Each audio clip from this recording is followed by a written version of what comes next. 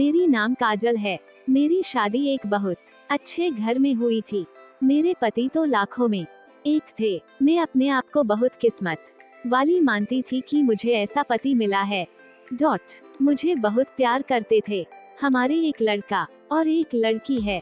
हमारी शादी को करीब 18 साल हो गए थे। हर खुशी मुझे उन्होंने दी। मैं भगवान से अपने लिए इससे अच्छा पति नहीं मान सकती थी। मेरे लड़की 15 साल की है और लड़का 11 साल का है। पति का कारोबार भी बहुत अच्छा चल रहा है। हमारी कपड़े की दुकान है जिससे अच्छी खासी कमाई हो जाती है। मुझे जीवन से कोई शिकवा शिकायत नहीं थी।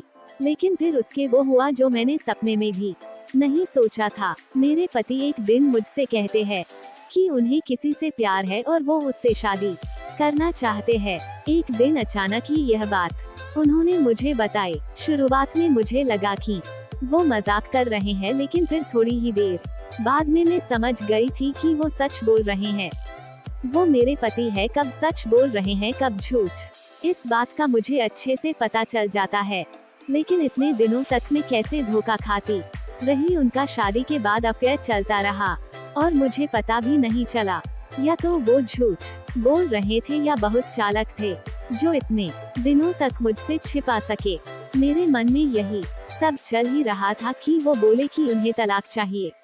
शादी के 18 साल बाद उन्हें तलाक चाहिए।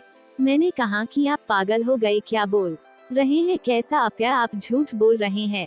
वो बोले कि नहीं, मैंने कल उसे बुलाया है, तुम खुद मिल लेना। मैं चाहता हूँ कि हम जिस तरफ से रहे हैं उस तरफ अलग भी हो जाए। मुझे कोई तमाशा नहीं चाहिए। तुम्हारी और बच्चों की भी जिम्मेदारी में लूंगा, तुम उसकी चिंता मत करो। अब मेरा दिल बेचैन होने लगा था। मैं सोच रही थी कि ये सब जो ये बोल रहे हैं झूठ हो, लेकिन मन में शंका और डर आ गया था कि कहीं ये सब सच ना हो। उस रात मुझे अच्छे से नींद नहीं आई। सुबह होते ही मेरी नजर उन पर थी। फोन पर बात कर रहे थे, पूछ रहे थे कि कब आओगी। मैं तब भी सोच रही थी कि ये सब मजाक हो। कुछ देर बाद दरवाजे पर बेल बजी। वो दौड़कर दरवाजे पर गए और सच में एक लड़की दरवाजे पर खड़ी थी। वो अंदर आई। उस लड़की को मैंने पहले नहीं देखा था, लेकिन वो सुंदर थी। उसकी उम्र 25 साल की थी। मुझे इस बात का यकीन नहीं हुआ था। मेरे पति ने उसे मुझसे मिलाया, कहा कि ये सीमा है। मैं अपने काम के सिलसिले में जब बाहर गया था तब मेरी मुलाकात इससे हुई और फिर हमें पता ही नहीं चला कि हम कब एक दूसरे से प्यार करने लगे। उसे देखकर मैं अपने कमरे में चली गई। 18 साल का विश्वास और प्यार इस तरह से टूटेगा मुझे पता नहीं था। मैं शायद उम्र के साथ उनका मेरे प्रति आकर्षण कम हो गया था। वो कुछ घंटों के बाद कमरे में आए। बोले कि मैं फिर दोहराना देता हूँ कि हम अच्छी तरह से अलग होते हैं। किसी तरह का नाटक में नहीं चाहता।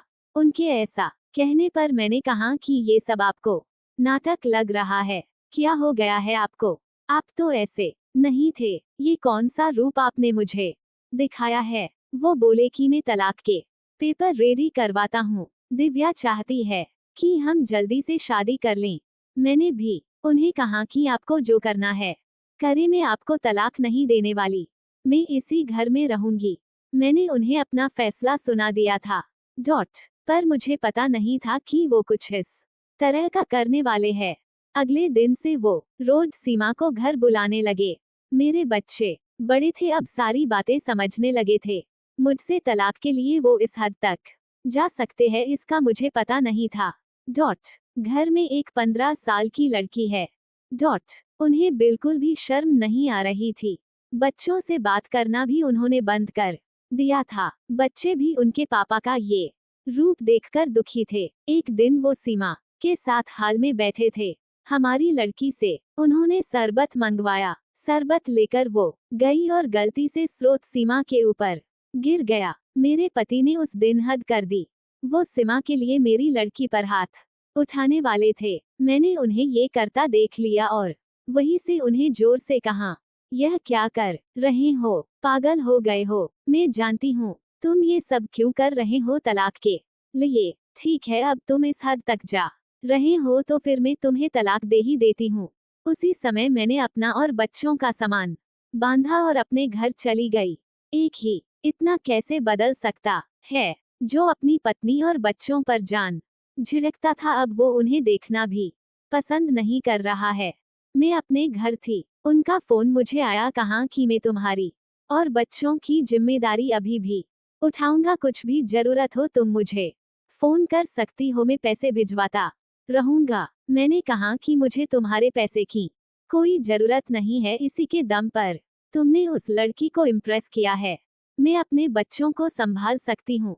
उम्र के इस पड़ाव पर आकर इतनी अच्छी लाइफ जीने के बाद मुझे फिर काम करना पड़ेगा, इसका मुझे अंदाजा नहीं था। जिंदगी कब आपको उठाकर पटक देती है, इसका आप अंदाजा भी नहीं लगा सकते। मुझे भी इतने सालों तक उनके साथ रहने के बाद कपड़े का अच्छा अनुभव हो चुका था, इसलिए मैंने भी अपने घर से कपड़े का काम शुरू करना चाहती थी। मैं उस इंसान के पैसे नहीं लेना चाहती थी। उनका फोन मुझे आता रहता, बोलते कि तुम मुझसे पैसे ले सकती हो, नया काम शुरू करना है तो भी मैं पैसे दे दूंगा। लेकिन मैं नहीं मानी, मैंने कहा कि आप हमारी नहीं, तलाक की चिंता करो। समय निकलता गया, मैंने अपने बुते पर थोड़ा कुछ शुरू किया, लेकिन हमारे घर वाले मुझे सपोर्ट कर रहे थे। कुछ समय के लिए उनका फोन आना बंद हो गया। मैंने इस बात पर ध्यान भी नहीं दिया, मैं अब उनसे बात भी नहीं करना चाहती थी। तलाक में अभी कुछ समय था। मैंने उन्हें कहा था कि जब भी आप बोलोगे मैं आ जाऊंगी, जहां साइन करना है कर दूंगी।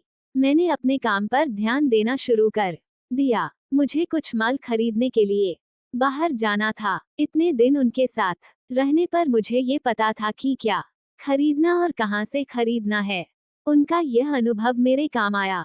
मैं उस शहर माल खरीदने के लिए गई। मैं वहां पहुंचकर उस दुकान से माल खरीद ही रही थी कि मुझे वहां दिव्या दिखाई दी। वो वहां किसी की और के साथ थी, हाथ पके हुए। मुझे देख के साफ पता चल गया था कि अब वो इस लड़के के साथ है। मन ही मन मुझे खुशी हुई कि आखिर मेरे पति ने धोखा खाया। उन्होंने इस लड़की के लिए हमें छोड़ा था, जो कि अब किसी और के साथ है। फिर मैंने मन में सोचा कि अब किसी और को मैं धोखा नहीं खाने दूंगी, इसलिए मैंने उनका पीछा किया। वो एक ओपन रेस्टोरेंट में गए, मैं जाकर उन दोनों के सामने बैठ गई। मुझे देखकर उसके होश उड़ गए। वो उठकर जाना चाहती थी, लेकिन मैंने उसका हाथ पकड़ा। मैंने उस लड़की का सच लड़के को बताना शुरू किया।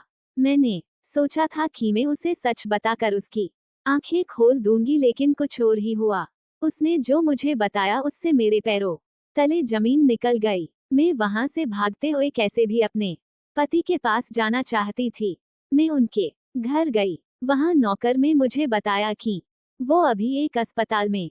अस्पताल उनके घर से ज्यादा दूर नहीं था, बड़ा अस्पताल था। मैं वहां गई। रिसेप्शन पर उनका नाम बताकर मुझे उनके कमरे का नंबर पता चला। मैं कमरे में गई। वहां उनका दोस्त था। उन्होंने आंखें बंद कर रखी। मैंने उनके हाथ पर हाथ रखा तो उन्होंने आंखें खोली। मेरी आंखों से आंसू रुक नहीं रहे थे। मैंने कहा कि क्या जरूरत थी यह सब नाटक करने की, मुझे पहले क्यों नहीं साफ साफ बताया। मेरे पति एक गंभीर बीमारी से जूझ रहे थे।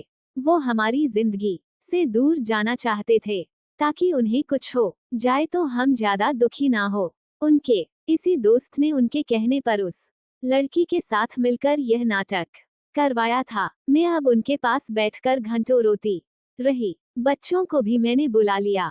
अब हम उनके साथ ही रहेंगे। अभी उन्हें हमारी और हमारे प्यार को सबसे ज्यादा जरूरत है। मैं भगवान से दुआ कर रही हूँ कि वो हमारे साथ ही रहें, उन्हें कुछ ना हो। मुझे विश्वास है कि ऐसा होगा। हमारी यह कहानी रोमांटिक ये हिंदी कहानी कैसी लगी हमें कमेंट कर जरूर बताएं। इसी तरह की कहानियां आप यहाँ पढ़ सकते हैं। ये कहानी काल्पनिक है, उद्देश्य केवल मनोरंजन करना है। ये कहानी आप